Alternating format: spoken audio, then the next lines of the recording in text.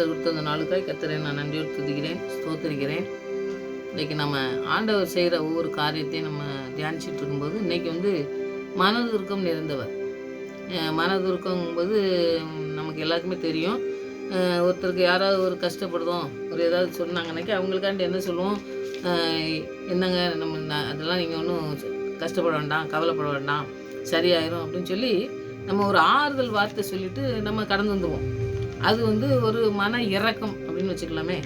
ஆனால் இது ஆண்டவர் செய்கிறது என்னென்னா மனதுருக்கங்கும்போது நமக்கு அவங்களுக்கு ஏதாவது ஒரு பிரச்சனைன்னு அதை நம்மளுடைய பிரச்சனையாக எடுத்து ஆண்டவர்கிட்ட போய் ஜெபிச்சு ஆண்டவர் இதை செய்வார் அப்படிங்கிற ஒரு நிச்சயத்தை நம்ம அவங்களுக்கு கொடுக்கும் பார்த்தீங்களா. அந்த மாதிரி உதவி செய்கிறோம்ல, அதுதான் மனதுருக்கம். அது மனதுருக்கம் நிறைந்தவர் ஆண்டவர். அது நமக்கு நம்மகிட்ட அந்த மனதுருக்கம் இருக்கணும்னாக்கி ஆண்டவர் தான் அது தரணும்.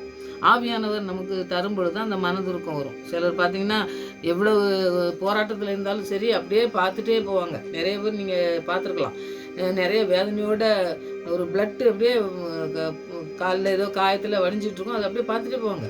ஆனால் சிலருக்கு பாருங்க அந்த மனதுருக்கம் ஐயோ இந்த மாதிரி காயப்பட்டு அதுக்கு ஏதாவது மருந்து போடணும், ஏதாவது ஒரு உதவி செய்யணுமே அப்படின்னு சொல்லி செய்வாங்க. அதுதான் மனதுருக்கம். அப்படி ஒரு காரியங்களை செய்கிற மனதுருக்கத்தை இன்றைக்கி நம்ம தியானிப்போம். ஆண்டவருடைய வசனத்தின் மூலமாக நம்ம தியானிக்கும் பொழுது அந்த மனதுருக்கத்தை நமக்கு தந்து நம்மளே ஆண்டவர் நடத்துவார்னு சொல்லி நம்ம விசுவாசத்தோடு அந்த நாட்களை ஜெபிப்போம். ஆண்டவர் நமக்கு அந்த மனதுருக்கத்தை தருவார். ஜெயிப்போம். நல்ல தகப்பனே, நமக்கு நன்றி செலுத்துகிற சுவாமி. இந்த நாட்களிலே மனதுருக்கத்தை பற்றி நாங்கள் தியானிக்க போகிறோம். ஆண்டவரே, வார்த்தை மூலமாக எங்களுக்கு அந்த மனதுருக்கத்தை நீங்கள் மாத்திரம் தர முடியும். எங்களுடைய சொந்த பலத்தினால் நாங்கள் யாருக்கும் செய்ய முடியாது, உதவி செய்ய முடியாது. ஆண்டவரே, மனதுருக்கமாக செய்ய முடியாது. நாங்கள் மன இறக்கத்தை காட்டலாம், ஆனால் மனதுருக்கம் நீங்கள் மாத்திரம் தர முடியும். அந்த மன உருக்கத்திலே நாங்கள் மற்றவர்களுக்கு ஜெபிக்கிற பிள்ளைகளாகவும் உம்முடைய மனதுருக்கத்தை அநேக பிள்ளைகள் கண்டுகொள்ளத்தக்கதாக எங்களுடைய வாழ்க்கை இருக்கிறத்தக்கதாகவும் நீங்கள் இந்த நாட்களே எங்களை வழிநடத்தத்தக்கதாக நம்ம ஜெபிக்கிறோம் சுவாமி. இந்த வாசகத்தின் மூலமாக எங்களோடு பேசுங்க சுவாமி. நாங்கள் ஆண்டவரே தகப்பனே ஸ்தோத்திரம். மற்றவர்களுக்கு ஆண்டவரே மனம் இறங்குகிற பிள்ளைகளாக நாங்கள் இருக்க எங்களுக்கு உதவி செய்ய வேண்டுமாச்சு. அப்படிப்பட்ட ஆவியானவர் இந்த நாட்களிலே எங்களுக்கு உதவி செய்து இந்த வசனத்தை தியானிக்கும் பொழுது எங்களோடு பேசி எங்களை நடத்தி செல்லுமா ஜெபிக்கிறோம். கேட்குற பிள்ளைகளுக்கு ஒவ்வொரு பிள்ளைகளுக்கும் இப்படிப்பட்ட மனதுக்கத்தை நீங்கள் தந்து ஆண்டவரே நடத்த போகிறக்காய் நன்றியோடு துதிக்கிறோம், ஸ்தோத்திரிக்கிறோம். உங்களுடைய பிரசனம் எங்கள் மத்தியிலே இருக்கிறபடியா நன்றி. உங்களுடைய வசனத்தின் மூலமாக நாங்கள் தியானிக்கும் பொழுது எங்களோட பேசி எங்களை நடத்த போகிறக்காய் நன்றியோடு துதிக்கிறேன், ஸ்தோத்திரிக்கிறேன். நீங்கள் அப்படியே செய்து வழி நடத்த போகிறக்காய் நன்றி.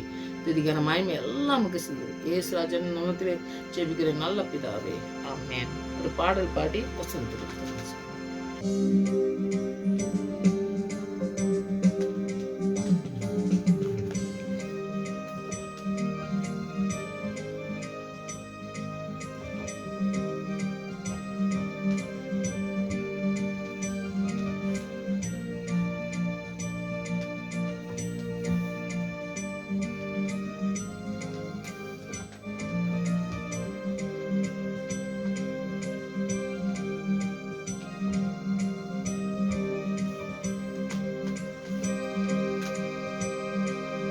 மறவார் இயேசு மறவார், ஒரு இமை பொழுதிலும் உன்னை மறவார். மறவார் இயேசு மறவார், உன்னை உருவாக்கின இயேசு மறவார். மறவார் இயேசு மறவார், ஒரு இமை பொழுதிலும் உன்னை மறவார். மறவார் இயேசு மறவார், உன்னை உருவாக்கின இயேசு மறவார். ஒரு இமை பொழுதும் நம்மை மறவாதபடி காக்கிற தேவன், நம்மை உருவாக்கின தேவன், கடைசி வரை நடத்துகிற தேவன், நம்மளை மறக்காத தேவன்.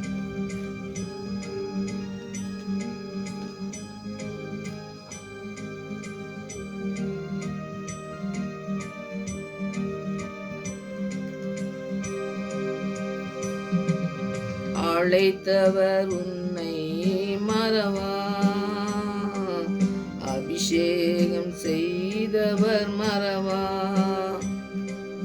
மனிதனின் அன்பு நிலை மாறினாலும் மகிமையின் தேவன் உன்னை மறவார்.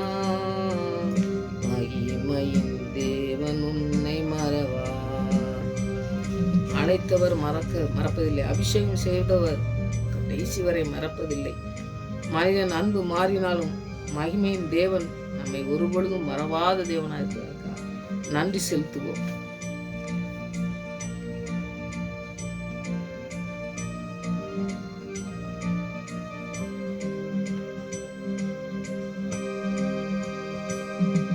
தரிசனம் தந்தவர் மறவா, தாங்கி நடத்திட மறவா. எப்பக்கம் நெருக்கங்கள் உன்னை சூழ்ந்த போதும் எலியாவின் தேவன் உன்னை மறவா. தேவன் உன்னை மறவா. தரிசனத்தை தந்தவர் மறப்பதில்லை. தாங்கி நடத்தி நமக்கு எத்தனை நெருக்கம் வந்தாலும் இந்த சூழ்நிலையிலே எலியாவின் தேவன் நம்மை மறவாத தேவனாக இருக்கிறபடியால் நம்ம நன்றி செலுத்துவோம்.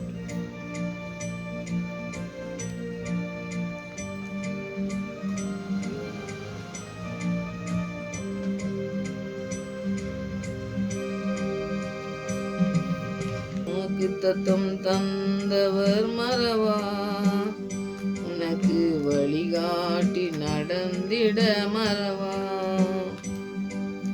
வானமும் பூமியும் நிலை மாறினாலும் வார்த்தையை நிறைவேற்ற மறவா. வார்த்தையை நிறைவேற்ற மறவா. ஆபிரகாமுக்கு வாக்குத்தத்தம் கொடுத்தவர் வழிகாட்டி நடத்தினார் கடைசி வரை. வானமும் பூமியும் ஒளிந்து போனாலும் என் வார்த்தை ஒளிந்து போகாது சொன்ன தேவன் வார்த்தையை நம்மை மூலமாக நிறைவேற்றி வழிநடத்த வல்லமுள்ள தேவன். அதற்காக நன்றி செலுத்துவோம்.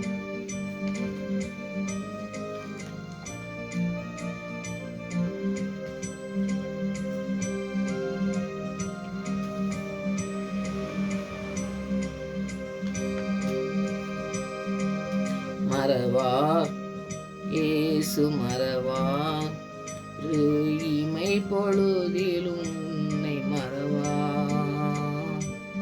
மறவா இயேசு மறவா, உன்னை உருவாக்கின இயேசு மறவா.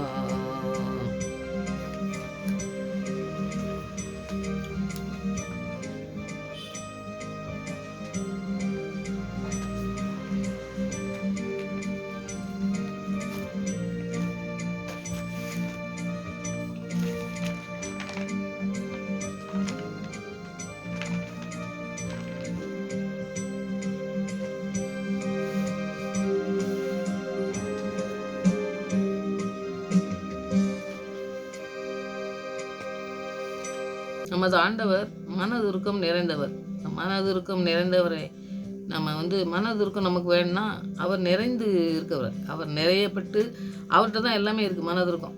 அப்போ அவர்கிட்ட நம்ம பெற்றுக்கொள்றதுக்கு தான் இன்றைக்கி இந்த தியானத்தில் இந்த வசனங்களை தியானிப்போம். இந்த மனதுருக்கத்தை நமக்கு ஆண்டவர் தரதுக்கு ஜெபிக்கணும். நீங்கள் முதலாவது பார்த்திங்கன்னா ஏசாயா 55:7 நீங்கள் படிச்சிங்கன்னாக்கி அவர் அழைக்கிறத நம்ம பார்க்கோம். இந்த அழைப்புக்கு துன்மார்க்கமாக நடந்து அவர் வழியில் இல்லாத பொழுது கூட அவர் மனதுருகி தான் நமக்காக சிலுவையிலே ரத்தத்தை சிந்தி நம்மளை மீட்கிறதுக்கு வந்தார். ஏன்னா நாம் எதுவுமே கீழ்ப்படிஞ்சே இருக்கல. அவங்க இஸ்ரேல் மக்களே மாத்திரம் இல்லை, நம்மளும் தான் கீழ்ப்படியாமல் இருக்கும் பொழுது ஆண்டவர் நம்மளை ரட்சிக்க நம்மளை மீட்டெடுக்கிறதுக்கு சிலுவையில் சிந்தப்பட்ட ரத்தத்தினால எல்லாருக்கும் பாவ மன்னிப்பு உண்டு, எல்லாருக்கும் ரட்சிப்பு உண்டு, எல்லாருக்கும் விடுதலையை தர வல்லமை உள்ளவர். அதனால் அந்த மனதுக்கத்தை எல்லாருக்குமே அவர் தர வல்லமை உள்ளவர். அதனால் எல்லாருக்குமே தேவை. அதை நாம் இன்னைக்கு தியானிக்கும் பொழுது இது ஸ்பெஷலாக நமக்கு ஆண்டவர் தரதுக்கு நம்ம ஜெபிக்கணும். அதுக்காக இந்த வசனத்தை நம்ம தியானிக்கிறோம். பாருங்கள், முதல்ல ஏசாயா 55:7 நான் சொன்னேன். 55வது அதிகாரத்தில் 7வது வசனம், துன்மார்க்கன் தன் வழியும் அக்கிரமக்காரன் தன் நினைவுகளையும் விட்டு கர்த்தரிடத்தில் திரும்ப கடவன், அவர்கள் மேல் மனதுருகுவார் அப்படின்னு சொல்லி நம்ம பார்க்கோம். அதுக்கு அடுத்தால பார்த்தீங்கன்னாக்கி நம்முடைய தேவனிடத்துக்கே திரும்ப கடவன், அவன் மன்னிக்கிறதுக்கு தயை பெருத்தவர் ஆண்டவர் அப்படின்னு சொல்லி நம்ம கடைசியில் வாசிக்கும். இப்போ மனதுருக்கம் அப்படிங்கிறபோது பார்த்தீங்கன்னாக்கி நம்ம ஆண்டவர் தவறி போன இஸ்ரேல் மக்களை பற்றி பார்த்தீங்கன்னாக்கி ஆண்டவர் விட்டு அவருடைய சொன்ன வார்த்தைகளுக்கு தீங்கு நீதி செய்யாமல் அவங்கெல்லாம் ஆண்டவரை விட்டு பின்வாங்கி போனதுனால ஆண்டவர் வந்து திருப்பி அவரோட ஐக்கியத்தை உருவாக்கி புதுப்பிச்சு நீங்கள் வாங்க ஆசீர்வாதத்தை பெற்றுக்கொள்ள நீங்கள் வாங்கன்னு சொல்லி அழைக்கிற ஒரு அழைப்பு தான் இந்த ஏசாயா தீர்க்கதரிசியில். அப்போ மனதுருக்கம் வந்து என்ன செய்யுதுனாக்கி தவறி போகிறவங்கள மனம் திரும்பி வரும் பொழுது அவங்கள அழைச்சி அவர்களோட ஐக்கியப்படுத்தி அவங்கள வந்து புதுப்பிக்கிற வாழ்க்கைக்குள்ளே ஆண்டவர் கொண்டு போகிற ஒரு வசனம் தான் இந்த வசனம். இஸ்ரேல் மக்களுக்கு மாத்திரம் இல்லை, நமக்கும் தான். நம்ம வந்து வழி தவறி போயிருந்தோம்னா இந்த மனதுருக்கத்தை பெற்றுக்கொள்றதுக்கு ஆண்டவருடைய ஐக்கியத்துக்கு நம்ம வரணும். ஆண்டவர்கிட்ட ஜெபிக்கிற பிள்ளைங்களா நம்ம இருக்கணுங்கிறது தான் நம்ம இந்த வசனத்தில் தியானிக்கிறோம். நம்ம ஒவ்வொரு வசனத்தையும் தியானிக்கும் பொழுது பார்த்திங்கன்னாக்கி அந்த ஆண்டவர் செஞ்ச காரியங்களே நம்ம செய்கிறதுக்கு நம்ம முயற்சி எடுக்கணும். ஆண்டவர் நமக்கு அதுக்கு உதவி செய்வார். அந்த காரியங்கள்லாம் நமக்கு இருக்கணும் அப்படிங்கிறத மனதிற்கும் நமக்கு இருக்க வேண்டியது, இறக்கம் நமக்கு இருக்க வேண்டியது எல்லாமே ஆண்டவர் செஞ்சது பூரா உலகத்தில் வந்து நீங்கள் இது என்ன போல் இருக்கணும் அப்படின்னு சொல்கிறார். என்னுடைய சிந்தை இருக்கணும்னு சொன்னார்னா அவரை போல் மாற்றுறதுக்குன்னு அவரால் மாத்திரம் தான் நமக்கு முடியும். நம்ம ஒன்றுனா படிச்சுட்டு போகும்பொழுது பார்த்திங்கன்னா அதெல்லாம் நம்மளால் முடியும். ஆண்டவர் வந்து நமக்கு செய்கிறதுக்கு தான் அதை எழுதி தந்திருக்காரு. அதை நம்ம இதெல்லாம் நமக்கு செய்ய முடியாது அப்படிங்கிறதெல்லாம் ஒன்றுமே கிடையாது. ஆண்டவர் எழுதியிருக்க வசனத்துக்கு நம்ம அர்ப்பணித்து நம்ம ஜெயிப்போம். இந்த மனதிற்கு வந்து கண்டிப்பாக நமக்கு செய்கிறதுக்கு முடியும் அப்படிங்கிறது தான் ஆண்டவர் எழுதிச்சிருக்காரு. அந்த காரியத்தை நீ செய்யலாம். இந்த முதலாவது பார்த்தீங்கன்னாக்கி மார்க்கில் நீங்கள் பார்த்தீங்கன்னாக்கி மார்க்கு 6வது அத்தியாயத்தில் 34வது வசனத்தில் நீங்கள் படித்து பார்த்தீங்கன்னாக்கி இந்த வசனங்களை நீங்கள் படித்து பார்த்தீங்கன்னா ஜனங்களை கண்டு ஆண்டவர் வந்து மனதுருகிறார் அப்படின்னு சொல்லி பார்ப்போம். இப்போ ஜனங்கள் வந்து நிறைய ஜனங்கள் வர்றாங்க. வரும்பொழுது என்ன செய்தாங்க, ஆண்டவரை நோக்கி வர்றாங்க. வரும்பொழுது அவர் வசனத்தை அவர் வசனத்தை சொல்லுவார். இவர் சாப்பாடு தருவாங்கன்னு நிறைய இடத்துல போவாங்க. வசனத்தை போதிக்கிறத கேட்கறதுக்கு நிறையா முன்னாலாம் இருப்பாங்க. அதெல்லாம் நம்ம பார்ப்போம். அப்போ ஆண்டவருடைய வசனத்தை கேட்கறதுக்கு வர கூட்டங்கள் நிறைய வர்றாங்க. அந்த இடத்துல நம்ம பார்ப்போம். 6ல் 34வது வசனத்தை பார்த்தீங்கன்னாக்கி இயேசு கரையில் வந்து அநேக ஜனங்களை கண்டு அவர்கள் மேய்ப்பன் இல்லாத ஆடுகளைப் போல் இருக்கிறபடியால் அவர்கள் மேல் மனதுருகி அநேக காரியங்களை அவர்களுக்கு உபதேசிக்க தொடங்கினார். இப்போ நிறைய இடத்துல பார்த்தீங்கன்னாக்கி ஒரு இடத்துல சாப்பாடு இல்லாத இடத்துல அந்த குறைகளை நீக்குதாரு. இங்கே பார்த்தீங்கன்னாக்கி அவங்களுக்கு வந்து இப்போ நம்ம ஒரு வசனங்களை படிக்கும், அதனுடைய அர்த்தம் தெரியலனாக்கி நம்ம யார்கிட்டையாவது அர்த்தம் கேட்போம், இல்லாட்டா ஒரு புக்கு படிப்போம், ஏதோ ஒன்று செய்வோம். பார்த்தீங்களா, அந்த மாதிரி எதுவுமே இல்லாத ஒரு சூழ்நிலையில இருக்காங்க. அவங்கள ஆடு எப்படி போகணும், எப்படி எந்த வழியில் போகணும்னு தெரியாமல் இருக்காங்கன்னு சொல்லி ஆண்டவர் வந்து சொல்கிறத நம்ம பார்ப்போம். இப்போ இதை சொல்லும்போது எனக்கு ஒரு கதை, ஒரு நடந்த சம்பவம். ஒரு சிஸ்டர் வந்து இருந்தாங்க. அவங்க வந்து பார்த்திங்கனாக்கி நிறையா படிச்சிருந்தாங்க. நிறையா வந்து ஆழமாக வந்து நிறைய ஊழியம் பண்ணணுங்க ஒரு வாஞ்சியோடு படித்து எல்லாம் பண்ணியிருந்தாங்க. வேதாகமத்தை நிறைய படித்து நல்லா இது பண்ணவங்க ஆலயத்துக்கு போகிறதுல முதலாவது இருக்குது. எல்லாத்துலேயுமே ஆலயத்துக்கு போகிறது மற்ற காரியங்கள்லாம் எல்லாத்துலேயும் இருப்பாங்க. ஆனால் வந்து வெளியே போய் ஊழியம் பண்ணுறது அந்த மாதிரிலாம் செய்கிறதுக்கு ரொம்ப விருப்பம். அப்படிலாம் செஞ்சுட்டு இருக்கும்போது பார்த்திங்கனாக்கி ஒரு நாள் சர்ச்சில் இருக்கும்போது அதில் நம்ம ஐயர் இருப்பாங்களா, அவங்க வந்து சொல்லி இந்த பிள்ளைங்கள்லாம் 2-3 பிள்ளைங்க வர்றவங்க என்ன செஞ்சாங்க, விளாண்டுட்டே சும்மா இருந்திருக்காங்க 2-3 பிள்ளைங்க. அப்போ மரத்தடியில் சும்மா சுற்றி சின்ன பிள்ளைங்களுக்கு வந்து வேத வசனங்களை அவ்வளோ கேட்கறதுக்கு அந்த நாட்களில் அவ்வளோ ஒரு பிள்ளைங்களை நீ இரு அப்படின்னு சொல்லி சொன்னோம்னாக்கி அவங்க வந்து கேட்கறதுக்கு ஒரு வயசு இல்லை. சின்ன பிள்ளைங்க அவங்க வந்து விளையாடுறதுக்கு தானே போவாங்க. அப்போ வந்து அந்த பிள்ளைங்கள்லாம் சுற்றி சும்மா விளையாண்டுருக்க ஐயா வந்து வரும்பொழுது பார்த்துருக்காங்க. வழியில் பார்த்தோன்னே இவங்க சர்ச்சில் அம்மா அப்பா மற்றவங்கலாம் உள்ளே இருக்கும்பொழுது பிள்ளைங்கள் மட்டும் 2-3 பிள்ளைங்க வெளியே விளையாண்டுட்டு இருக்க பார்த்தோன்னே அவருக்கு வந்து என்னமோ சரி இவங்களுக்கெல்லாம் வந்து ஒரு வேத வசனத்தை சொல்லக்கூடிய ஒரு காரியத்தை செஞ்சோம்னாக்கி இவங்கெல்லாம் ஒரு பாட்டு பாடி ஒரு வசனத்தை சொன்னோம்னாக்கி இவங்கெல்லாம் படிப்பாங்களே, இப்படி சும்மா விளையாண்டுட்டு இருக்க மாட்டாங்கல்ல. நம்ம சபையில் வந்து நம்ம பெரியவங்கெல்லாம் வந்து நம்ம சபையில் ஆராய்ச்சி நம்ம ஜெபம் பண்ணுறோம். இவங்களுக்கு ஒரு இது இருந்ததுனாக்கி அந்த மாதிரி சொல்லி ஒரு இந்த சிஸ்டரை கூப்பிட்டு நீங்கள் வந்து செய்யுங்க, இந்த மாதிரி பிள்ளைங்கள்லாம் செய்யலாமே அப்படின்னு சொல்லி சொன்னோம்னா, ஐயோ நான்லாம் அந்த மாதிரி எல்லாம் செய்ய மாட்டேன், எனக்கு ஊழியம் பண்ணதுக்கு தான் நான் வெளியே போய் எல்லாம் ஊழியம் பண்ணுறதுக்கு அதுக்கு படிச்சிருக்கேன், நான் அதுக்கு தான் போய் அநேகருக்கு சொல்லணும்னு போகிறேன், இல்லையா சின்ன பிள்ளைகளுக்குலாம் நான் சொல்லிக் கொடுக்க நான் போக மாட்டேன் அப்படின்னு சொல்லி அவங்க சொல்லியிருக்காங்க. அவங்க வந்து வைத்து பேச முடியலனாலும் எனக்கு சர்ச்சு தான் முதல், ஆண்டவர் தான் முதல்ல, ஆண்டவருடைய வசனத்தை சொல்கிறது தான் எனக்கு முதல் காரியமாக செய்யணும் ஐயா, நீங்கள் என்ன இந்த சின்ன பிள்ளைகளுக்கு போய் எனக்கு சொல்லிக் கொடுக்க சொன்னீங்க அப்படின்னு சொல்லி அவங்ககிட்ட சொல்லிவிட்டு ஐயா வந்து அறிவிச்சிருக்காங்க. இவங்க எப்படின்னு நம்ம சொன்னது கேட்குற பொண்ணு, ஆனால் வந்து ஏன் இது கேட்க மாட்டாங்க அப்படின்னு சொல்லிட்டு யாருமே சிலது வந்து பார்த்திங்கன்னா கட்டாயப்படுத்த மாட்டாங்க. சரியா சொல்லிவிட்டு அப்படியே சரின்னு போயிட்டாங்க. போனோன்னே இவங்க எப்படிலாம் எப்படி எப்படி பேசிட்டோமே அப்படின்னு சொல்லி இவங்களுக்குள்ள ஒரு இது இருந்தாலும் வீட்டில் போய் உடனே நைட்டு படுத்துருக்காங்க. ஆண்டு சொல்லிக்கார், நீ வந்து இந்த பிள்ளைகளுக்கு சொல்லிக் கொடுக்க சொல்லும்போது ஏன் கேட்க மாட்டேன்னு சொன்னேன், நீ அந்த ஊழியத்தை பண்ணு அப்படின்னு சொல்லும்பொழுது இவங்க வந்து அதெல்லாம் என்ன ஆண்டவரே இப்படி சொன்னீங்க, நான் வந்து எப்படி இப்படி செய்ய முடியும் அப்படின்னு சொல்லி நிறைய அந்த இறைமையா தீர்க்கதரிசி அவங்கெல்லாம் சொன்னாங்களா, யாரும் கூப்பிட்டோன்னு போகிறாங்களா, அந்த மாதிரி இவங்களும் சொல்லியிருக்காங்க. ஆனால் வந்து வேற ஒரு காரியம் நான் செஞ்சிருவேன், நீ வந்து எனக்கு ஊழியத்தை பண்ணலைனாக்கி உங்கள் வீட்டில் உள்ளவங்க யாருமே வந்து இந்த ஊழியத்தை நீ நான் சொன்னதை கேட்க மாட்டேங்க, நீ எல்லாத்தையும் அப்போ வந்து ஆண்டவருக்கு கீழ்ப்படியாத பொழுது மற்றவங்களும் அந்த தண்டனையாக குடும்பத்தில் உள்ளவங்க அனுபவிக்க வேண்டிய இருக்குது. அப்போ அதனால கீழ்ப்படியணும் அப்படிங்கிறத ஒரு காரியத்தை செய்யணுங்கிறதுனால அவங்களுக்கு வந்து தூக்கமே வரல. ஆண்டவர் சொல்லிட்டார், நீ போறியா இல்லையா அப்படின்னு சொன்னோன்னே இவங்களுக்கு வந்து கஷ்டமாக இருந்துச்சு. நம்மளால நம்ம குடும்பங்களுக்கு பிள்ளைகளுக்கு நம்ம அக்கா தம்பிக்கெல்லாம் இதாகிருமேன்னு சொல்லிட்டு இவங்க சரின்னு சொல்லிட்டு மறுநாள் போய் ஐயாட்ட சொல்லியிருக்காங்க, மறுவாரம் நான் வந்து சொல்லிக் கொடுக்கேன், நான் வந்து சின்ன பிள்ளைகளுக்கு அப்படின்னு சொன்னேன். என்ன அப்படின்னு அது சொல்லாமல் அவங்க வீட்டுக்கு போயிட்டாங்க. 3 பிள்ளைகளும் கூப்பிட்டு போய் ஒரு மரத்தடியில் வச்சு சொல்லி கொடுத்தாங்க. அதில் ஒரு 5 பைசா 8 பைசா 10 பைசா அந்த மாதிரி காணிக்க வரதெல்லாம் கொண்டு போய், ஐயா அந்த மாதிரி 10 பைசா காணிக்க, இன்றைக்கி 8 பைசா காணிக்க, இன்றைக்கி 5 பைசா காணிக்க, இன்றைக்கி 3 பிள்ளைங்க வந்தாங்க, இன்றைக்கி 5 பிள்ளை வந்தாங்கன்னு சொல்லி அப்படியே ஒன்றா சொல்லி கொடுத்து பார்த்திங்கன்னா அப்படியே ஊழிய மரத்தில் தான், ஒரு மரத்துக்கிட்ட தான் வச்சு சொல்லி கொடுத்துட்டு அப்படியே அதுக்கு ஆலயத்தில் போய் சொல்லிக் கொடுக்கக்கூடிய ஒரு வசதி இல்லாதனால அப்படி சொல்லி கொடுத்துருந்தாங்க. அப்புறம் நிறைய பிள்ளைங்க வர பரப்பிட்டாங்க, நிறைய ஊழியம் பண்ண, அந்த சின்ன பிள்ளைகளுக்கே ஊழியம் பண்ணி அவங்க நிறைய பண்ணாங்க. பண்ணும்பொழுது இப்போ பார்த்திங்கன்னா நிறைய பிள்ளைங்க, அவங்க சின்ன பிள்ளைங்கள்லாம் நிறையா வந்து அவங்க சண்டே கிளாஸ் அந்த மாதிரி பண்ணி நிறைய பிள்ளைங்க வந்து அவங்க ஊழியக்காரங்களாக மாறி நிறையா காரியத்தை செஞ்சாங்க. அப்போ ஆண்டவர் நம்மளை அழைக்கும் போது பார்த்திங்கன்னாக்கி ஒரு சின்ன காரியமாக இருந்தாலும் சரி, பெரிய காரியமாக இருந்தாலும் சரி, ஆண்டவர் அழைக்கும் போது அதுக்கு கீழ்ப்படிஞ்சு நம்ம வாழுறது ரொம்ப முக்கியமானது. அதை தான் இந்த இடத்துல நம்ம பார்க்கோம். மேய்ப்பர் இல்லாத ஆடுகளாக இருக்கிறதுனால அவர் வந்து அந்த மனதுருகி அந்த காரியத்தை என்ன செய்தார், உபதேசிக்க சொன்னார். இந்த சின்ன பிள்ளைகளுக்கு நான் சொன்னேன் பார்த்தீங்களா, வேத வசனத்தை சொல்லி ஒரு பாடல் பாடினோடனே அவங்கெல்லாம் ஆண்டவருக்குள்ள வளர்ந்தாங்க. அந்த மாதிரி ஆண்டவர் என்ன செய்தார், உபதேசிக்கிறார். அந்த வசனத்தை சொல்லி, வசனத்தின் மூலமாக தான் நமக்கு வந்து விடுதலை கிடைக்கும். அந்த வசனத்தை சொல்லி ஆண்டவர் என்ன செய்தார், மக்கள் அந்த மனதுருகி அதை செய்கிறாருன்னு நம்ம பார்க்கோம். அப்போ முதலாவது என்னன்னா, வார்த்தைகள் தான் நமக்கு முக்கியமானதாக இருக்கணும். மனதுருக்கம்னாலே இந்த மக்கள்கிட்ட நம்ம அவங்க உள்ளத்தின் ஆழத்தில் நம்ம அவங்க தொடப்பட்டு அவங்களுடைய ஒரு நோயோ பிரச்சனையோ சொல்லும்போது அதை வந்து நமக்கே நடந்த மாதிரி அந்த உணர்ச்சி வரணும். அந்த உணர்ச்சி வந்து அந்த துன்பங்களுக்காக அவங்களுக்கு ஏதாவது உதவி செய்யறதுக்கு, நம்மளால் முடிஞ்ச காரியங்களை செய்கிறதுக்கு அவங்களுக்கு அதை செய்யணுங்கிறது ரொம்ப முக்கியமானது. அதுதான் ஆண்டவர் துன்ப காலத்தில் அந்த மாதிரி இருக்கிற காரியங்களுக்கெல்லாம் உதவி செய்கிறது. அந்த மாதிரி ஆண்டவர் எதிர்பார்க்காரு நம்மகிட்ட. அவருக்கு வந்து அந்த மாதிரி பின்பற்றுறதே அவருக்கு வந்து ரொம்ப அவருக்கு வந்து பிரியமானது. அந்த காரியம் அந்த மாதிரி வாழ்க்கை வாழுறது ரொம்ப பிரியமானது. மற்றவங்களுக்கு ஆண்டவருடைய வார்த்தையை சொல்கிறது வந்து ரொம்ப அவர் வந்து அப்படி தான் சொல்கிறாரு, உலகமெங்கும் போங்கன்னு சொல்கிறாரு. அந்த காரியத்தை செய்கிறதுக்கு நம்ம ஆண்டவர்கிட்ட அர்ப்பணித்து இன்றைக்கி ஜெபிப்போம். ஆண்டவர் அந்த காரியத்தை நமக்கு செய்ய இந்த மன உருக்கத்தை தருவார். வேத வசனங்களின் மூலமாக அநேக பிள்ளைகளோட பேசுகிறதுக்கு கற்றுத்தருவார். அதை நீங்கள் ஜெபத்தோடு கூட நீங்கள் செய்யுங்க. இது வந்து கதை இல்லை, ஒரு சிஸ்டர் செஞ்ச காரியத்தை தான் ஆலயத்தில் செஞ்சாங்க. இன்றைக்கி வளர்ந்து எவ்வளோ பெருசாக வளர்ந்துருக்குன்னு நம்ம சொல்லவே முடியாது. அவ்வளோ பிள்ளைங்க இன்றைக்கி ஆசீர்வாதத்தை சுதந்திரிக்காங்க. அதனால் உபதேசிக்கிறது, வேத வசனத்துக்கு சொல்கிறது, அப்புறம் அவர் சொல்கிறது கீழ்ப்படிஞ்சு நடக்கிறது எல்லாமே வந்து பார்த்திங்கன்னா ரொம்ப முக்கியமானது நம்முடைய வாழ்க்கையில். நம்ம வாழ்க்கையில் பின்னாடி பார்த்தோம்னாக்கி முன்னாடி நடந்ததெல்லாம் பார்க்கும்பொழுது நம்ம எதெல்லாம் தவறி போயிருக்கோமோ அந்த தவறுதலை வந்து நம்ம அதுலேருந்து மீட்டு எடுக்கிறதுக்கு ஆண்டவருடைய மனதுருக்கத்துக்கு நம்ம வரணும். அந்த மனதுருக்கம் தான் நம்மளை வந்து மீட்டெடுத்து ஆண்டவருடைய இரத்தத்தினால கழுவப்பட்டு பரிசுத்த ஆவியை தந்து நம்மளை நடத்துவார். அதை நீங்கள் அர்ப்பணித்து ஜெபிங்க.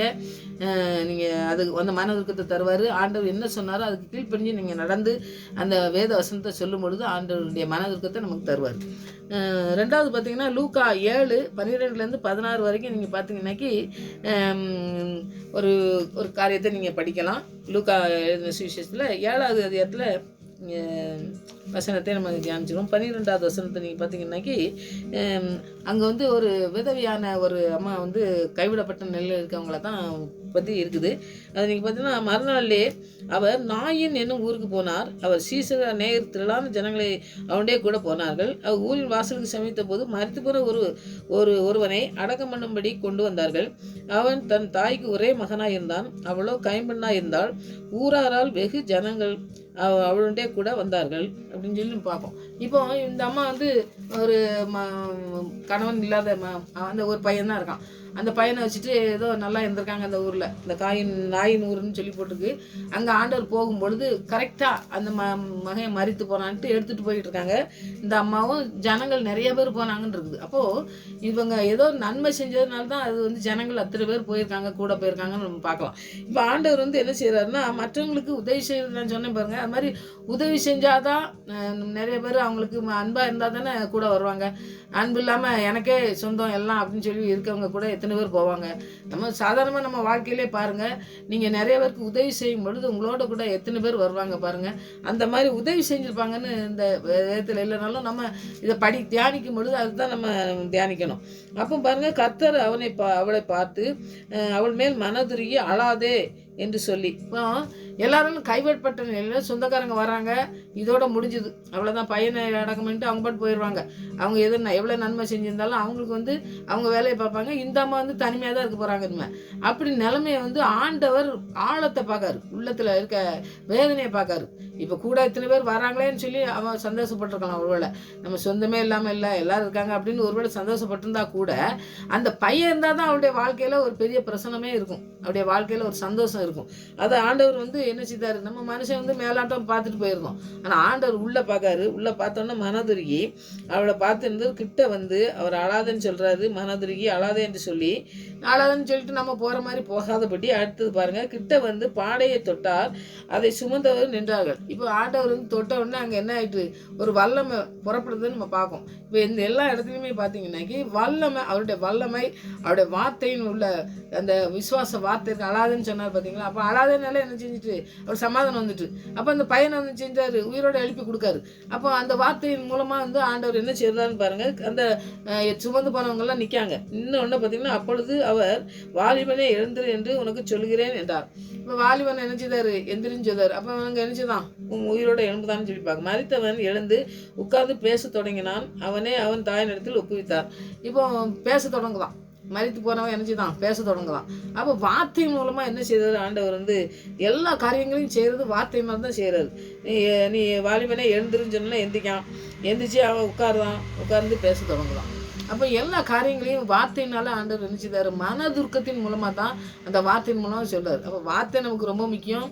மனதுருக்கம், ஆண்டவருடைய மனதுருக்கம் நமக்கு இருந்தால் தான் அந்த காரியத்தை செய்ய முடியுங்கிறது இந்த இடத்துல படிக்கும்.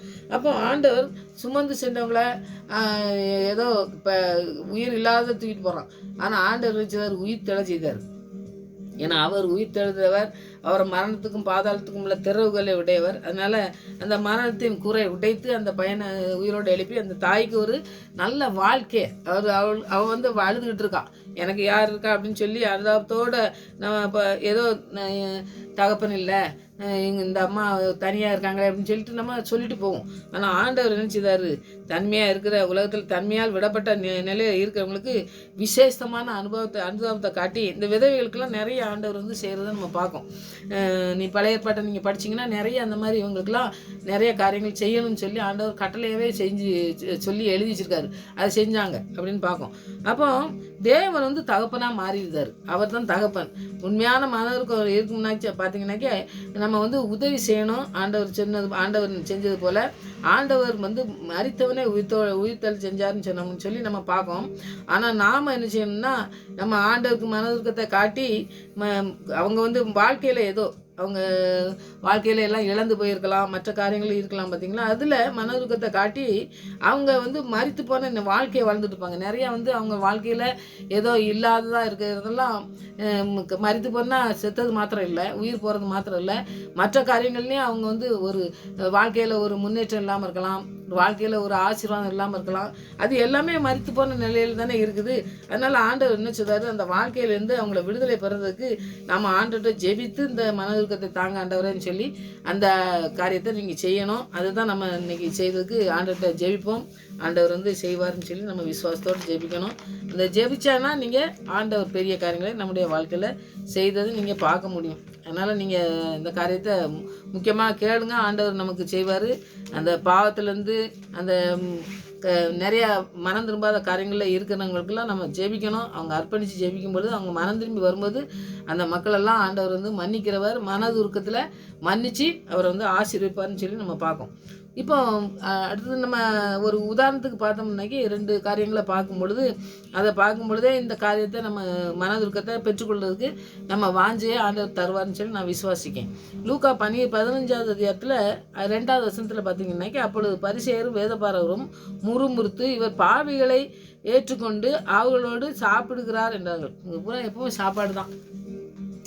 சாப்பாட்டை பற்றி பேசி ஆண்டவர் செய்கிற காரியங்கள் எதுவுமே பார்த்தீங்கன்னாக்கி, எது நல்ல காரியம் செஞ்சாலும் கூட சந்தோஷப்படாமல் எதுக்கு இந்த ஓய்வு நாளில் செஞ்சார், எதுக்கு இதை செய்கிறாரு அப்படின்னு சொல்லி எப்பவுமே அவருக்கு விரோதமாகவே பேசிக்கிட்டே வருவாங்க பார்த்தீங்களா. அந்த காரியத்தை செய்யும்போது அவங்க வந்து எப்போவுமே பார்த்தீங்கன்னாக்கி ஆண்டவருக்கு விரோதமாக செஞ்சிட்டு இருக்கும்போது தான் அந்த இடத்துல அந்த 15வது அதிகாரத்தில் கதையை மூணு உண்மையை சொல்கிறத பார்ப்போம். அதில் வந்து நமக்கு எது முக்கியமானதுன்னா, இந்த குமாரன், அதாவது இளைய குமாரன் மூத்த குமாரனை பற்றி சொல்கிறார் பார்த்தீங்களா ஆண்டவர். அதுதான் நம்ம இன்றைக்கி தியானிக்க போகிறோம். அதில் வந்து நிறைய காரியங்கள் நம்ம கற்றுக்கொள்ளலாம். அதை தான் நம்ம இன்றைக்கி தியானிப்போம்.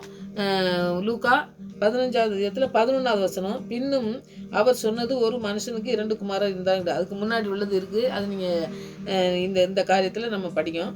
அதை வந்து பாருங்கள். அவர்களில் இளையவன் தகப்பனை நோக்கி, தகப்பனே, ஆஸ்தியில் எனக்கு வரும் பங்கை எனக்கு தர வேண்டும் என்றான். அந்தபடி அவன் அவர்களுக்கு அந்த தன் ஆஸ்தியை பங்கிட்டு கொடுத்தான். அப்போ ஒரு இளையகுமாரன் இருக்கான், 2 பையங்க அவனுக்கு. அந்த இளையகுமாரன் நினச்சிதான்னா, எனக்கு சொத்தை பங்கு வச்சு கொடுங்க, நான் எங்கேயா போகிறேன் அப்படின்னு சொல்லி, நான் தூரதேசத்துக்குன்னா என்ன, தகப்பனை விட்டு ஆண்டவரை விட்டும் போகிறான். 2ம் எடுத்துக்கோங்க. தகப்பனை விட்டும் போகிறான், ஆண்டவரை விட்டும் பிரிஞ்சு போகிறான். அப்போ அங்கே அவர்களில் இளைய மகன் தகப்பனை நோக்கி இந்த ஆசையை வாங்கிட்டு சில நாட்களுக்கு பின்பு இளைய மகன் எல்லாவற்றையும் சேர்த்து கொண்டு எல்லாத்தையும் சேர்க்கான். இப்போ சொத்து நிறையா இருந்தனாக்கி உடனே போக முடியாது. எல்லாத்தையும் எடுக்கணுனாக்கி அதுக்கு பணம் வாங்கணும்னா அது அந்த மாதிரிலாம் எல்லாத்தையும் தயார் பண்ணிவிட்டு அவன் வந்து இளைய மகன் எல்லாத்தையும் சேர்த்துக்கொண்டு தூர தேசத்துக்கு புறப்பட்டு போய் அங்கே துன்மார்க்கமாக ஜீவனம் பண்ணி அவன் ஆசையை அழித்து போட்டான்.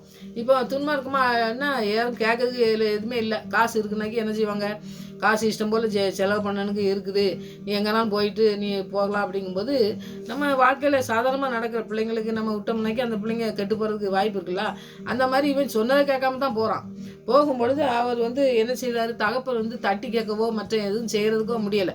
இப்போ ஆண்டவரும் பாருங்கள், நம்ம இஷ்டம் போல் போகும்போது விட்டுருவார். அப்புறம் நம்மளாக கஷ்டப்பட்டு நம்மளாக மனம் திரும்பி வரணும்னு தான் அவர் எதிர்பார்ப்பார். இடையில எதுவும் சொன்னோம்னா யாரும் நல்லது சொன்னாங்க கூட அது கேட்கவே மாட்டாங்க யாரும். அந்த மாதிரி தான் இந்த மகனும் இருந்திருக்கான். எல்லாவற்றையும் அவன் செலவழித்த பின்பு அந்த தேசத்திலே கொடிய பஞ்சம் உண்டாயிற்று. அப்பொழுது அவன் குறைபட தொடங்கியது. அங்கே பஞ்சம் வந்துருச்சு. பஞ்சம் வந்தோடனே எனக்கு கொண்டு போன காசு எல்லாத்தையும் செலவு பண்ணி எல்லாம் பண்ணிட்டான். அப்போ போய் ஒரு மனுஷன் ஒரு வீட்டில் போய் பண்ணி மேய்க்கிற வேலைக்கு போகிறான்னு சொல்லி பார்ப்போம். எவ்வளோ கேவலமாக பாருங்கள். ஒரு தகப்பனோட ஒரு ஆண்டவரோட கொடுக்குற வாழ்க்கையில் இருக்கும் பொழுது அவனுடைய மன உருக்கத்தையும் தந்திருக்காரு. அந்த மன உருக்கம் தந்திருக்கிறது எப்படி வாழணும் அது இல்லாதபடி அவர் வந்து அவர் வாழ்க்கையை வேண்டாம், இந்த வாழ்க்கை எனக்கு வேண்டாம், நான் தூரதேசத்துக்கு போய் எப்படியோ என்னுடைய வாழ்க்கையை நான் அமைச்சிக்கிடுவேன் அப்படின்னு சொல்லிட்டு அந்த காரியத்தை அவன் செய்யும் பொழுது பார்த்திங்கனாக்கி அவனுடைய வாழ்க்கையில் பார்த்திங்கனாக்கி எப்படி அசுத்தமான வாழ்க்கையில் போகிறான் பாருங்க. பண்ணி தகடை கூட சாப்பிட கொடுக்க மாட்டாங்க அந்த மனுஷன். பண்ணி தகடெல்லாம் திங்கக்கூடாது அப்படிங்க. அப்போ தான் அவனுக்கு மனம் திரும்புதல் வருது. ஆண்டவனே நான் புத்தி தெளிதுன்னு சொல்லி போட்டிருக்கு. அப்போ புத்தி தெளிது அப்படின்னம்னாக்கி அதே லூக்கா 15வது இடத்துல பார்த்தீங்கன்னா 17வது வசனம், அவனுக்கு புத்தி தெளிந்த போது அவன் என் தகப்பனுடைய கூலிக்காரில் எத்தனையோ பேருக்கு பூர்த்தியான சாப்பாடு இருக்குது, நானும் பசினால் சாகிறேன்னு சொல்லி சொன்னான். அப்போ இப்போ தான் என்ன செய்கிறான், தகப்பனுடைய வீட்டையே நினச்சி பார்க்கான். இப்போ தகப்பனுடையனா அவனுடைய தகப்பன் வீட்டையும் நினச்சி பார்த்துருப்பான். ஆண்டோடைய சமூகத்தையும் நம்ம பார்க்கணும். இது ரெண்டையும் நீங்கள் கம்பேர் பண்ணியே நீங்கள் படிங்க. ஆண்டோடைய சமூகத்தை விட்டு போகும்பொழுது அந்த இடத்துல வந்து நமக்கு வந்து நன்மையான காரியங்களே வராது. நம்முடைய வாழ்க்கையில் எல்லாமே துன்பமான காரியங்கள் தான் நடக்கும். அப்போ ஆண்டவரை பிரிஞ்சு வாழுத வாழ்க்கையை வந்து ஆவிக்குரிய வாழ்க்கையில் மரணமாக இருக்காமா. அதுதான் மரித்தான் அப்படின்னு சொல்லி கடைசியில் சொல்கிறத நம்ம பார்க்கோம். தேவன் ஆண்டவர் கொடுக்குற வழியில் வந்து நம்ம வழியை விட்டு போகும்பொழுதே தூரத்துக்கு தான் போகிறோம்னு அர்த்தம். அப்போ நம்முடைய வாழ்க்கையில் ஆண்டவருடைய வசனத்துக்கு கீழ்ப்படிஞ்சு அவருடைய வார்த்தைக்கு கீழ்ப்படிஞ்சு நடக்கணுங்கிறத ரொம்ப முக்கியமானது. இது வந்து நீங்கள் எல்லாத்தையுமே படிங்க அந்த வசனத்தை. இனி உம்முடைய குமாரன் அவன் சொல்கிறான். இப்போ மனம் திரும்புவது மாத்திரமல்ல, இனிமேல் உம்முடைய குமாரன் என்று சொல்லிக் கொள்வதற்கு நான் பாத்திரம் இல்லை, உம்முடைய கூலிக்காரரில் ஒருவனாக என்னை ஏற்றுக்கொள்ளுன்னு சொன்னான். இப்போ வந்து பாருங்க, கூலிக்காரன மாதிரியே என்னை வச்சுக்கணும், நான் உங்க பையனே சொல்லலை அப்படின்னு சொல்லி ஆண்டவர்கிட்ட போய் நம்ம சொன்னோம்னா எப்படி இருக்கும்? அவன் வந்து தகப்பன்ட்டு சொல்கிறான். அப்போ வந்து பாருங்க, ஆண்டவர் வந்து நம்மளை மன்னிக்கிறதுக்கு வல்லமை உள்ள தேவன், அவன் மனதுருக்கம் உள்ளவர் அப்படின்னு சொல்லி நம்ம தெரிஞ்சுக்கிட்டு நம்ம அந்த வழியில் போயிட்டு திரும்பி வந்து அவன் திரும்பி வந்த பிறகு என்ன சொல்கிறான்னா, உம்முடைய பையன் நான் சொல்லதுக்கு தகுதியே இல்லை. நம்முடைய வாழ்க்கையில் அப்படி தான், அவருக்கு முன்பாக நிற்கிறதுக்கு நம்ம தகுதி இல்லாத நிற்கும் போது கூட அவர் மனதுருகி நம்மளை வந்து நடத்துறாரு. அதனால் இஷ்டம் போல் போகக்கூடாது. துன்மார்க்கமாக இந்த தூரதேசத்துக்கு போனால் பார்த்தீங்களா, அந்த மாதிரி போகும்பொழுது அந்த வாழ்க்கை வந்து மரணத்துக்குள்ளே கொண்டே விட்டுருது. இவன் வந்து பாருங்கள் அதோட வர்றான், அந்த அசுத்த வாழ்க்கையோடு வர்றான்னு சொல்லி பார்க்கும். அப்போ வந்து எழுந்து புறப்பட்டு தன் தகப்பனிடத்தில் வந்தான். அவன் தூரத்தில் இந்த 20வது வசனத்தை நீங்கள் படித்து பார்த்தீங்கன்னா, எழுந்து வரும்போதே அவன் தகப்பன் அவனை கண்டு மனதுருகி ஓடி அவன் கழுத்தை கட்டி கொண்டு அவனை முத்தம் செய்தான். இப்போ ஆண்டவர் வந்து நம்மளை என்ன செய்தாருன்னா, எப்போ மனம் திரும்பி என் பிள்ளை வருவான் அப்படிங்கிறத அவர் வந்து தேடிக்கிட்டு இருக்காரு. இந்த தகப்பன் அப்படி தான் தேடிட்டே இருந்திருப்பார். உங்களுக்கு தூரத்தில் வரும்போதே பார்க்கணுன்னா, இப்போ வாசல் பக்கத்தில் இருந்தால் தானே நம்ம தூரத்தில் வரதை பார்க்க முடியும். நீங்கள் வந்து எங்கேயோ அவன் பாட்டுக்கு வேலையை பார்த்துட்டு அவன் போயிட்டான், இனி வர்றானா என்னன்னு தெரியாது, நம்ம ஏன் எதிர்பார்த்துட்டு இருக்கணும்னு சொல்லி அவன் இருந்திருந்தோம்னா ஒருவேளை இங்கே நம்ம ஆண்டவர் சொல்கிற வார்த்தைக்கு அதுக்கு அர்த்தமே இல்லாமல் இருக்கும். ஆனால் அவன் தூரத்தில் வரும்போதே பார்த்த உடனே ஓடி போய் கெட்டி முத்தம் கொடுக்கான்னு சொல்லி பார்க்கும். அப்போ எப்போ வருவான்னு சொல்லி பார்த்துட்டு இருக்காரு. ஆண்டவரும் பாருங்கள், நம்ம தவறு செய்யும் பொழுது அவருடைய மனது இருக்கும், நம்ம அவர்கிட்ட போவோம், எப்பவும் நம்ம ஆண்டவர் நம்மளை தேடி வருவான் நம்ம பிள்ளை அப்படின்னு தேடி வரக்கூடிய ஒரு மனதிற்கும் உள்ள தேவன். அதனால் தவறு செய்யக்கூடாது, தவறு செஞ்சுட்டு வரணும்னு சொல்லலை. இந்த கதையெல்லாம் என்னத்துக்கு சொல்லியிருக்காருனாக்கி, ஒருத்தன் வந்து இப்படி தவறு செஞ்சுட்டு இருக்கான்னா அவனுக்கு ஒரு எடுத்துக்காட்டு சொன்னால் தான் தெரியும், எப்படி எடுத்து சொல்லி கொடுத்தாதான்னு தெரியும். அதுக்காண்டி இந்த கதையை ஆண்டவர் வந்து சொல்கிறத நம்ம பார்க்கோம். அவன் வந்து பாருங்கள், குமாரன் தகப்பனை நோக்கி, தகப்பனே, பரத்துக்கு விரோதமாகவும் மூக்கு முன்பாகவும் பாவம் செய்தேன், நீ உம்முடைய குமாரன் என்று சொல்வதற்கு நான் பாத்திரம் இல்லை என்று சொன்னான்.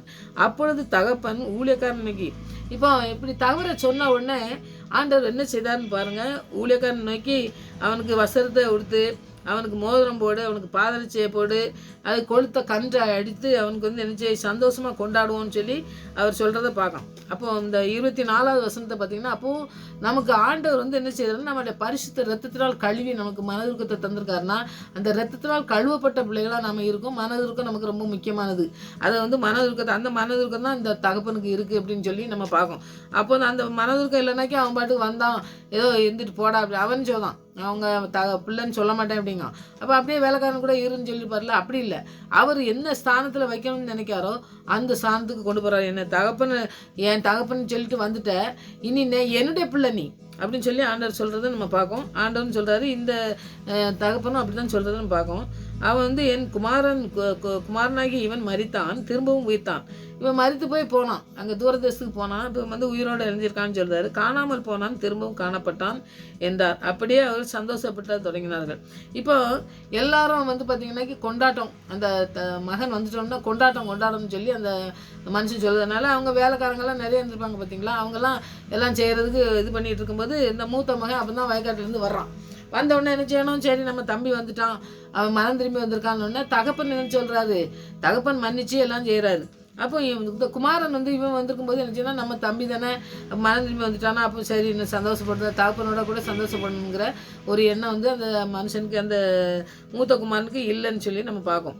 அவனுடைய மூத்த குமாரன் வயலிருந்து வந்தவுடனே வீட்டுக்கு சமயம் வந்த பிறகு கீதாவாத்தி அதெல்லாம் இருக்கோன்னா ஊழியக்காரன்ட்ட கேட்கான், என்ன இது அப்படின்னு சொல்லி கேட்கும் பொழுது, அவங்க தம்பி வந்துட்டாரு, அதனால இந்த மாதிரி சந்தோஷம் கொண்டாடுறாங்க தகப்பனாரு அப்படின்னு சொல்லி சொல்கிறாங்க. சொன்னவுடனே வந்து அவன் உள்ளே போக மாட்டாங்கன்னு சொல்லி பார்ப்போம். அப்போ வெளியரங்கமாக தேவனுடைய கற்பனைகளை எல்லாம் இவன் கடைபிடிச்சாலும் உள்ளான மனசு இருக்குது பார்த்திங்கன்னா, இருதயம் இருக்குது பார்த்திங்கன்னா, அவன் வந்து ஆண்டவருக்கு பிரியமானது செஞ்ச வாழ்க்கையில் எதுவுமே கற்றுக்கலன்னு சொல்லி தான் நம்ம பார்ப்போம்.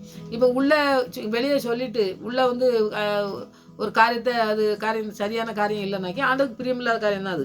அதனால் இந்த மூத்த மகன் நிலையே அந்த மாதிரி தான் இருந்திருக்கான். அவன் என்ன செஞ்சுருக்கான் பாருங்கள், வெளியரங்கமாக எங்கள் அப்பாவுக்கு நான் நீங்கள் சொன்னதெல்லாம் கேட்க எனக்கு உண்மை செய்யலை அப்படின்னு சொல்லுவான். அப்போ வந்தவனை எப்படி நடத்தணும் அப்படிங்கிறத ஆண்டவர் வந்து என்ன சொல்ல, மரித்து போய் வந்திருக்கவனை உயிரோடு எழுப்பணும். இங்கே உயிரோடு எழுக்கவனை நீ ஒன்றும் செய்ய வேண்டிய அவசியமே இல்லை அப்படின்னு சொல்லி ஆண்டவர் சொல்கிறத பார்க்கும். அப்போ மரித்தவன் அடக்கம் பண்ணட்டும் அப்படின்னா மரித்தவன் எப்படி அடக்கம் பண்ணுவான்? ஆண்டவர் என்ன சொல்றாரு, அதெல்லாம் விட்டுட்டு நீ புதுமையாக வா, புதிய ஆசீர்வாதத்தை என்னிடத்துலேருந்து பெற்றுக்கணும்னா என் பின்னாடி வா அப்படின்னு சொல்லி தான் கூப்பிடுவார். எல்லா இடத்துலையும் பார்க்கும்போது கொஞ்சம் இப்போ வேதத்தை படிக்கும் பொழுது பார்த்திங்கன்னா, நம்ம ஆவியானவர் சொல்லித்தரதை படிக்கும் பொழுது நிறைய காரியங்களை கற்றுக்கொள்ள முடியும். ஆனால் சும்மா படிக்கும் பொழுது நிறைய தவறுகள் இருக்க மாதிரி நிறைய பேர் சுட்டி காட்டுவாங்க. அதனால் அந்த தவறுகள் வேதத்தில் நீங்கள் ஒரு இதுலேயும் கண்டுபிடிக்கவே முடியாது. அதனால் அப்படி சொன்னாங்கன்னாக்கா அவங்களுக்கு நீங்கள் பதில் சொல்கிறதுக்கு இந்த மாதிரி ஆவியானவர் சொல்கிற காரியங்களை நீங்கள் கற்றுக்கொள்ளணும். அதனால் பாருங்கள், இவர் சொல்கிறாரு, நீ நான் எல்லா சொத்தையும் நான் உனக்குள்ளது தானே, எல்லாம் அதாவது முதல் மகனுக்குள்ளே தான் அவன் தகப்பனுடைய சொத்து, உன் சொத்து எல்லாமே உனக்கு தானே இருக்குது, இவன் எல்லாத்தையும் அழிச்சு போட்டு வந்திருக்கான், இவனுக்கு அப்படிலாம் நீ செஞ்சு வந்ததுனால நான் செய்யறேன்னா அவன் மறித்து போயிட்டு திருப்பி வந்திருக்கான், அதனால் அவனுக்கு செய்தேன்னு சொல்லிட்டு அவனுடைய தகப்பனை பிரயோத்திரமாக அவன் சொல்லும் பொழுது அவனுக்கு சொல்றாரு. 29வது வசனத்தை நீங்கள் படிச்சுன்னா, அவன் தகப்பனுக்கு பிரயோத்திரமாக, இதோ இத்தனை வருஷமாக நான் இருந்தேனே, எத்தனை நான் செஞ்சு கொடுத்தேன், நான் என்ன வேலைலாம் செஞ்சேன், நீங்கள் சொன்னதெல்லாம் கேட்டேன், உன் கற்பனையெல்லாம் கீழ் பண்ணேன், ஒரு ஆட்டுக்குட்டி ஒரு இதை நீ தரவே இல்லையே, இப்படி வேசித்தனமாக போயிட்டு காசெல்லாம் செலவு பண்ணிட்டு வந்திருக்கான், இவனுக்கு போய் நீ இந்த மாதிரி சந்தோஷம் கொண்டாடுத்தீர அப்படின்னு சொல்லி அவனை சொல்கிறத நம்ம பார்க்கோம். அப்போ அந்த உடனே அதற்கு தகப்பன் சொல்கிற பதிலை பாருங்கள், மகனே நீ எப்பொழுதும் என்னோடு இருக்கிறாய், நீ எப்பவுமே என்கிட்ட இருக்க. இப்போ நம்ம ஆண்டவரோட கூட இருக்கோம்னாக்கி நமக்கு ஆண்டவர் இருக்காரு. ஆனால் ஆண்டவரே அறியாதவங்களுக்கு தான் நம்ம சொல்லணும்னு சொல்கிறார் ஆண்டவர். அதை தான் இங்கே சொல்கிறாரு, நான் எனக்குள்ளது எல்லாம் உன்னுடையதாக இருக்கிறது, ஆண்டவருக்குள்ளது பூரா நமக்கு ஆசீர்வாதமாக இருக்குது. அப்போ நம்ம ஆசீர்வாதத்தை பெற்றுக்கொண்டு இருக்கோம். மனதுருக்கம் நம்மக்கிட்ட இருக்குது, ஆனால் அவங்களுக்கு இல்லாத பொழுது அந்த மனதுருக்கத்தை அவங்களுக்கு காட்டி அவங்களும் அந்த மனதுருக்கத்தை பெற்றுக்கொள்ளணும் அப்படிங்கிறத ஆண்டவர் சொல்கிறத நம்ம பார்க்கோம். மனதுருக்கம் இருந்ததுனாக்கி அதுக்கு என்ன காரியம்னு பாருங்கள். உன் சகோதரனாகி இவனோ மரித்தான், திரும்பவும் உயிர்த்தான், காணாமல் போனான், திரும்பவும் காணப்பட்டான், ஆனப்பட்டினாலே நாம் சந்தோஷப்பட்டு மகிழ்ச்சியாக இருக்க வேண்டுமே என்று சொன்னான் என்றார். அப்போ இந்த காரியத்தை எதுக்கு சொல்கிறாரு அப்படிங்கிறதையும் நம்ம பார்த்தோம்னாக்கி தெரியும்.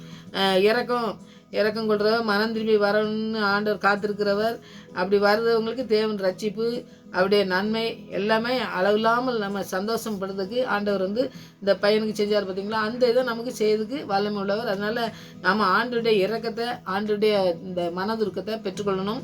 இரக்கம் வேற, மனதுருக்கம் வேற. மனதுருக்கம் ஆண்டவர் மாத்திரம்தான் தர முடியும். அதனால் ஆண்டவருடைய மனதுருக்கத்தை பெற்றுக்கொள்ளணும்னாக்கி இந்த காணாமல் போன ஆட்டை தேடி வந்த தேவன் நம்மளோட கூட இருக்காருன்னு சொல்லிட்டு அவர் எப்படி இந்த பையனுக்கு செஞ்சாரோ அதுபோல் நமக்கு செய்கிறதுக்கு வல்லமை உள்ளவர். இது சின்ன பையன் அப்படி போய் வந்தான்னு சொல்லி போட்டிருக்கிறதுனால அப்படி இருந்து தான் அப்படி வருவானா அப்படிங்கிறது கிடையாது.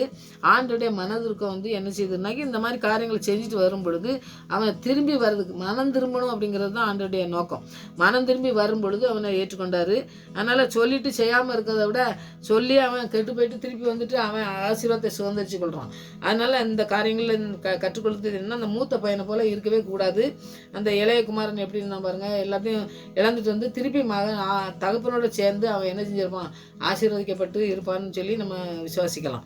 அப்படிப்பட்ட காரியங்களை செய்கிறாரு ஆண்டவர். இந்த காரியங்களை சொல்லும் பொழுது யாரையும் பற்றி நம்ம குறை சொல்லக்கூடாது. நம்ம திரும்பி வந்தோம்னாக்கி அவங்கள பாருங்கள், ஒருத்தர் மனம் திரும்பி நம்மகிட்ட மன்னிப்பு கேட்டு நாங்கள் இவ்வளோ நாள் தவறு செஞ்சுட்டோம்னாக்கி மன்னிச்சிடணும்.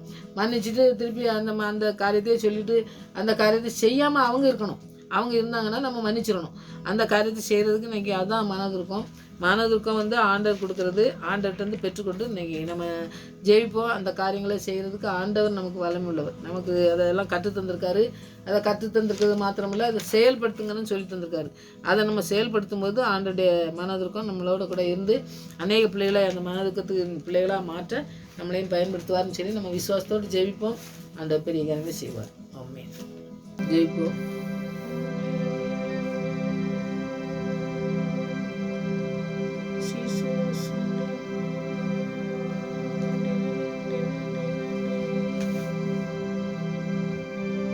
ஏசையா